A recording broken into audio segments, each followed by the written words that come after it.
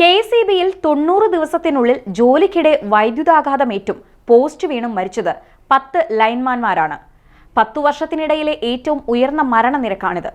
2023-ലും 10 പേർ വൈദ്യുതാഘാതമേറ്റു മരിച്ചിരുന്നു.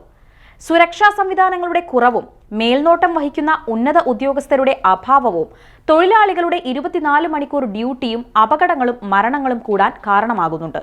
വൈദ്യുതി പ്രവഹിക്കുന്ന ഫീഡറുകളുടെ ഫ്യൂസ് ഊരുന്നത് മാറിപ്പോകുക, ഫീഡർ ചാർജ് ചെയ്യുന്നത് മാറിപ്പോകുക, ഇന്റർലിങ്ക്ഡ് പോസ്റ്റുകളിൽ വൈദ്യുതി പൂർണ്ണമായും നിർത്താതിരിക്കുക എന്നീ 3 കാരണങ്ങളാണ് പ്രധാനമായും ലൈൻമാൻമാരുടെ മരണത്തിന് കാരണമാകുന്നതെന്നും റിപ്പോർട്ടുകളുണ്ട്. അതിനാൽ തൊഴിലാളികൾക്ക് ബോധവൽക്കരണം നൽകണമെന്നും സുരക്ഷ ഉറപ്പാക്കാനായി വിദഗ്ധ പഠനത്തിന് കമ്മീഷനെ വെക്കണമെന്നും ആവശ്യമുയർന്നിട്ടുണ്ട്. ഈ ആവശ്യം ഉന്നയിച്ച് സമരം നടത്തണമെന്ന് Kerala electricity executive staff organisation ഔദ്യോഗിക വക്താവ് PG പ്രസാദ് പറഞ്ഞു.